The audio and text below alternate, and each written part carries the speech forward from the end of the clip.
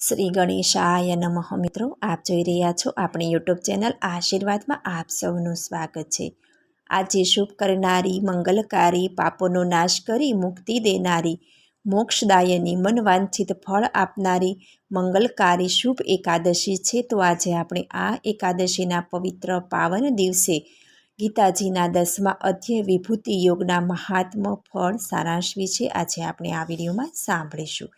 જો આપને મારો વિડીયો પસંદ આવે તો લાઇક કરજો, શેર કરજો અને પહેલીવાર જો આ વિડીયો આ ચેનલમાં જોઈ રહ્યા હોય તો સબસ્ક્રાઈબ કરજો, જેથી મારા નવા વિડીયોની માહિતી તુરંત આપ સુધી પહોંચે. ગીતાયા પુસ્તકમ યત્ર યત્ર પાઠઃ પર્વતતે તત્ર સર્વાણી તીર્થાની પ્રયાગાદિન તત્ર વે.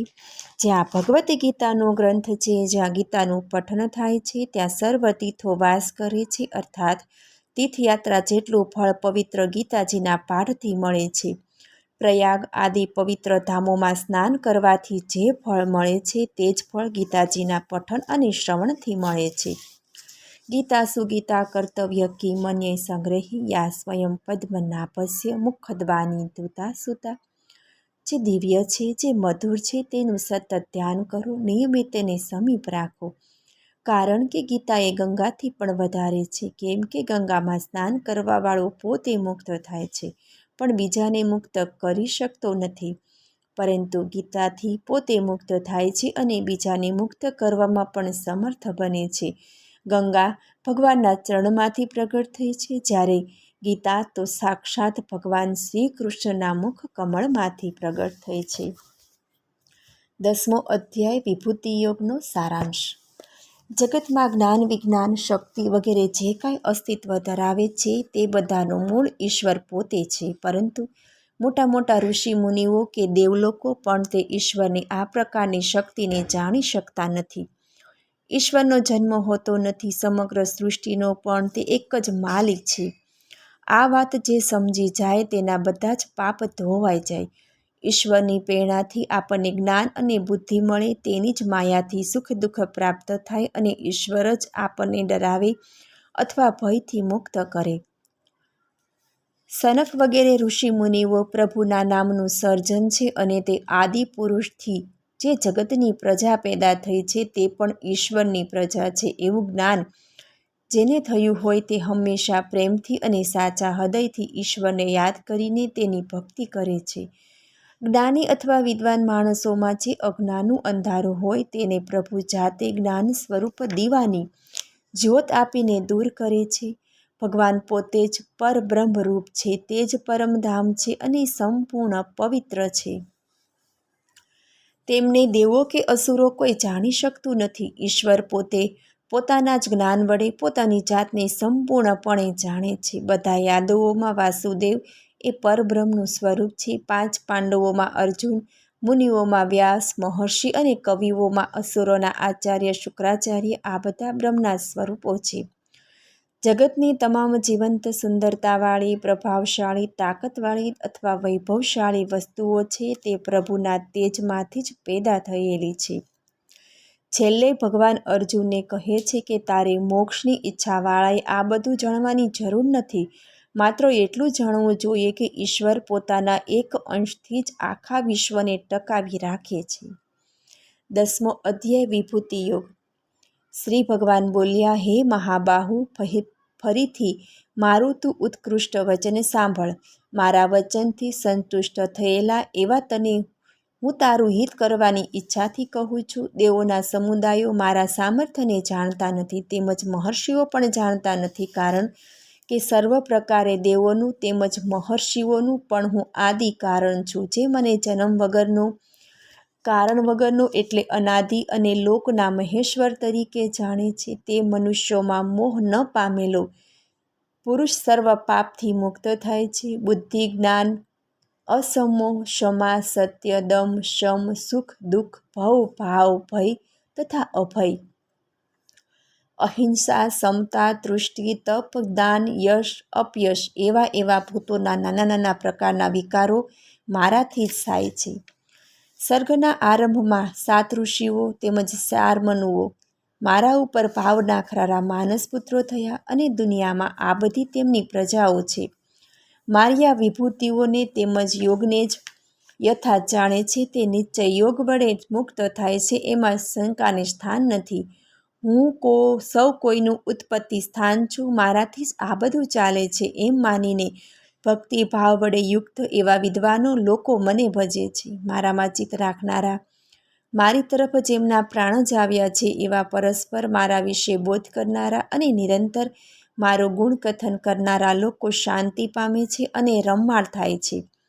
નિરંતર યોગાભ્યાસ કરનારા અને પ્રીતિપૂર્વક મારું ભજન કરનારા લોકોને તે બુદ્ધિયોગ હું આપું છું, જેના વડે તેઓ મને પામે છે. ખાસ તેમના ઉપર દયા કરવાના કારણે આત્મભાવમાં ચિત્તવૃત્તિમાં રહેલો એવો હું પ્રકાશમાન જ્ઞાનરૂપી દીવા વડે અજ્ઞાનથી ઉત્પન્ન થયેલું જડપણું હું નાશ કરું છું. અર્જુન બોલ્યા, આપ પરમ બ્રહ્મ છો, પરમધામ છો, પરમ પવિત્ર છો. અસિત, દેવલ, વ્યાસ તથા દેવર્ષિ નારદ અને એવા ઘણા ઋષિઓ આપને સાક્ષાત શાશ્વત પુરુષ, દિવ્ય આદિદેવ, જન્મરહિત અને સર્વવ્યાપક કહે છે. તમે પોતે પણ મને એમ જ કહો છો, તો હે કેશવ, તમે જે મને કહો છો એ બધું હું સાચું માનું છું. કારણ કે હે ભગવાન, તમારા મહાત્માને દેવો પણ જાણતા નથી અને દાનવો પણ જાણતા નથી. તો હે પુરુષોત્તમ, હે પ્રાણીઓના ઉત્પાદક, હે પ્રાણીઓના ઈશ, હે દેવોના દેવ, હે જગતના સ્વામી, તમે પોતે જ તમારા પોતાને આત્માને જાણો છો. તમે જે વિભૂતિ યોગ વડે આ લોકોમાં વ્યાપી રહેલા છો તે આત્મવિભૂતિ યોગ દિવ્ય છે, માટે તે વિભૂતિઓ પરિપૂર્ણ રીતે તમે કહેવા યોગ્ય છો. હે યોગીન, નિરંતર ચિંતન કરવા યોગ કરનારો એવો જ હું તમને કેવી રીતે જાણું? હે ભગવાન, કઈ કઈ વસ્તુઓમાં તમે મારે માટે ચિંતન કરવા યોગ્ય છો? હે જનાર્દન, તમારા પોતાના યોગને તેમજ વિભૂતિઓને વિસ્તારપૂર્વક ફરીથી કહો, કારણ કે અમૃત તુલ્ય તમારું કથન સાંભળતા જ મને તૃપ્તિ થતી નથી. શ્રી ભગવાન બોલ્યા, હે કુરુશ્રેષ્ઠ, જે દિવ્ય એવી મારી પોતાની વિભૂતિઓ પ્રસિદ્ધ છે તે તને મુખ્યત્વે કરીને ખુશીથી કહીશ. મારી બીજી વિભૂતિઓના વિસ્તારનો તો અંત નથી. હે ગુડાકેશ, સર્વભૂતોના અંતઃકરણમાં રહેલો જે આત્મા છે તે હું છું, અને વળી ભૂતોનું આદિ, મધ્ય અને અંત પણ હું છું. 12 આદિત્યોમાં વિષ્ણુ તે હું છું, પ્રકાશકોમાં કિરણોવાળો રવિ તે હું છું, મરદગણોમાં મરીચી તે હું છું, નક્ષત્રોમાં શશી તે હું છું, વેદોમાં સામવેદ તે હું છું, દેવોમાં ઇન્દ્ર તે હું છું, અને ઇન્દ્રિયોમાં મન તે હું છું, ભૂતોમાં જ્ઞાન શક્તિ તે હું છું, એકાદશ રુદ્રોમાં શંકર તે હું છું, યક્ષ અને રાક્ષસોમાં કુબેર ધનપતિ તે હું છું, વસુઓમાં પાવક અગ્નિ તે હું છું, પર્વતોમાં મેરુ તે હું છું. હે પાર્થ, પુરોહિતોમાં મુખ્ય જે બૃહસ્પતિ છે તે તું મને જાણ.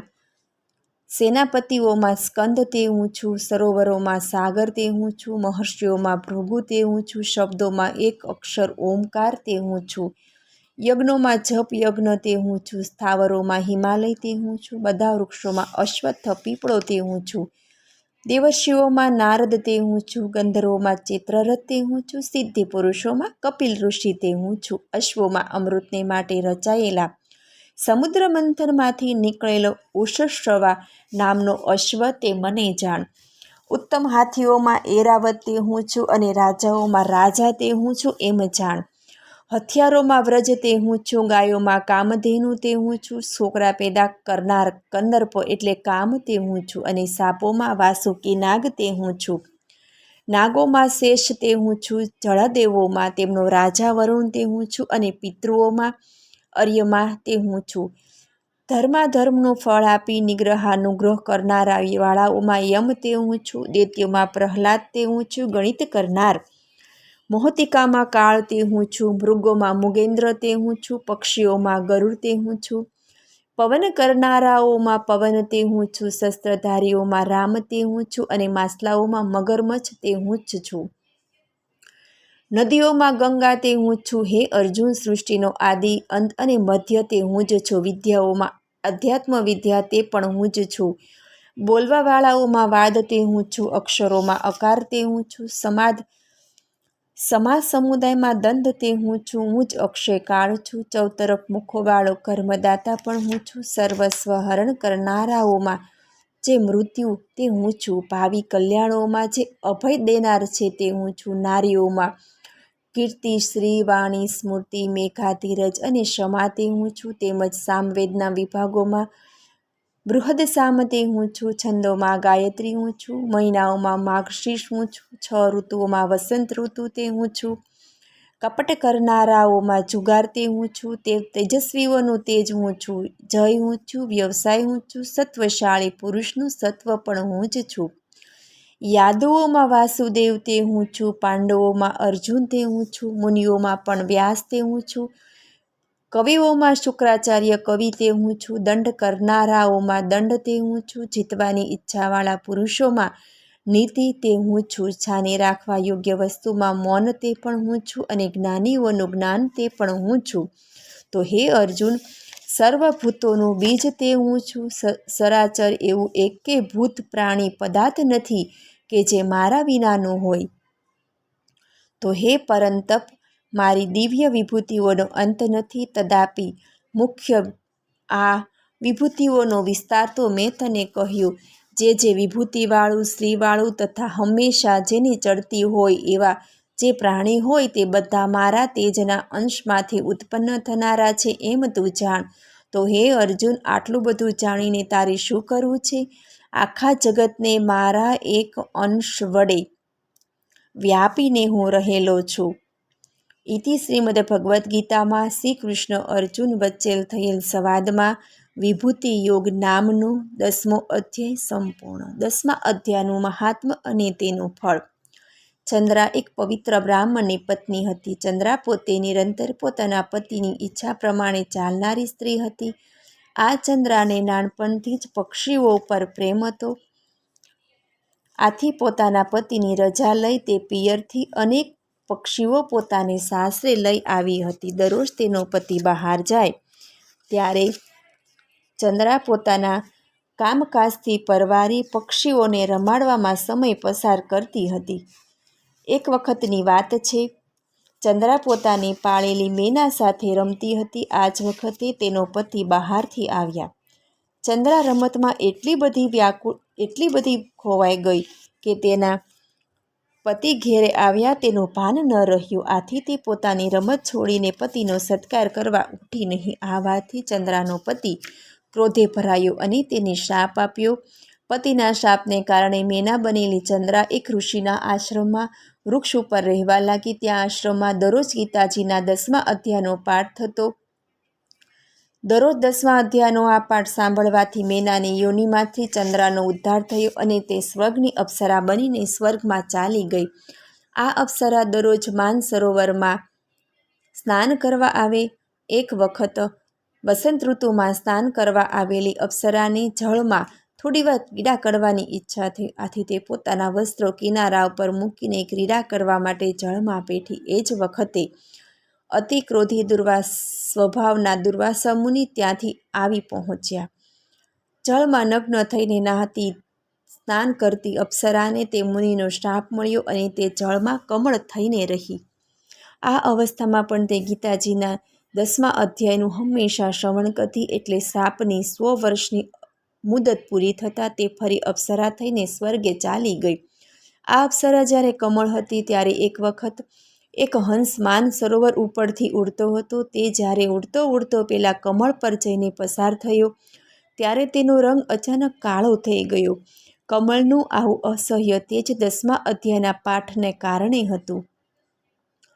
કમળના સ્વરૂપમાં રહેલી પેલી અપ્સરાના કહેવાથી હંસે પણ મુનિની પાસે જઈને ગીતાજીનો 10મો અધ્યાય સાંભળ્યો. પરિણામે હંસનો વર્ણ ફરી દૂધ જેવો સફેદ થઈ ગયો અને તે જ પાઠના શ્રવણને કારણે તેને હંસની યોનિમાંથી મુક્તિ પણ મળી. વસુદેવ વસુતમ દેવમ કંચ ચાણૂરમર્દનમ દેવકી પરમાનંદમ કૃષ્ણમ વંદે જગદગુરુ.